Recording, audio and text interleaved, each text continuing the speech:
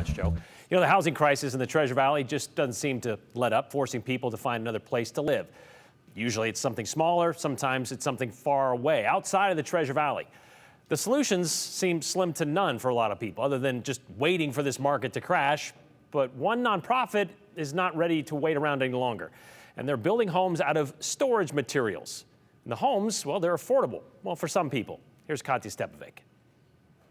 Really quick, this is bathroom number 1. This is the kids' bathroom right here. This is Peter Manning. This is a sofa bed, so I can now have guests. A father of 2, showing off his new digs. Here is Hudson's room. Not much better than his sister. But his new home, unlike anything he's lived in before. Like space accommodation, we found this great bed after we moved in. His 960 square foot home is made out of shipping containers. Right? 3 of them. I was in the music business for 30 years and moved to Boise to be a concert promoter, which I did right up until COVID. Took the wind out of everybody. And I didn't have the ability to wait for the music business to come back. And as he watched the housing market intensify, he thought being a homeowner was a lifetime away. It was the very last home for under $300 available. And I was on the tour with my real estate agent, and I got the call like, hey, you know what? Furlough's over, you can't bring it back.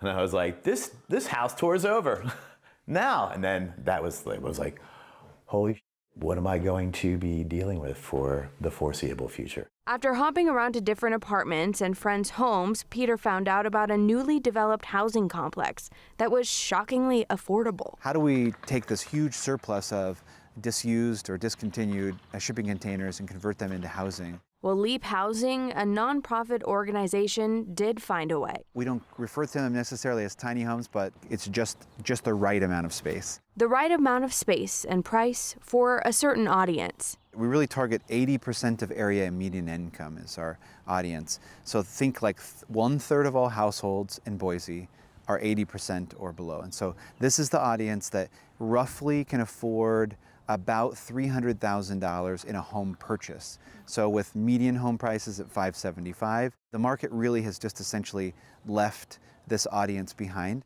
The homes include 2 bathrooms and 4 rooms all in one. The last 4 homes each sold for $275,000. The first 4 sold for $212,000 each. We're starting to see upward movement, not only in increased material costs, but also fuel surcharges.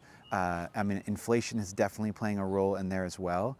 And so, yeah, it's all bundled in sort of upward movement of the total cost in order to construct. He's a sweetheart. Despite the higher cost, Peter calls himself lucky to have been their first buyer. Well, for both of my kids, just the quality of life that it provides is, basic. They have a bedroom.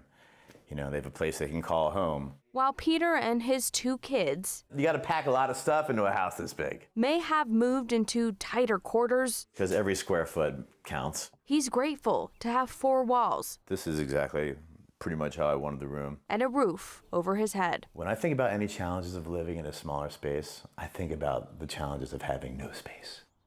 Yeah, it is a good thought right there. And if you are a one household person and you make over $42,000, you can live in homes like Peter's. It, of course, increases slightly by household size. Now, residents at Leap's homes do not pay more than 30% of their income on rents. Just last night, the city of Boise announced a partnership with Leap on a tiny homes pilot project. Now, this would place people in 6 tiny homes. The pilot is intended to help in the process of legalizing tiny homes. Currently, Boise City Code does not allow for movable tiny homes. The city of Boise is studying them to see if they could provide legal permanent status. Now, people interested in this pilot program, of course, can visit our website, ktvb.com. Brian? I know, because these tiny homes were kind of all the rage for a little bit. They were starting to pick up some steam, just kind of, downsize everything. And now people are being forced to do that, not having to do it because they want to. But yeah, it's an interesting time. Thank you very much, Katya.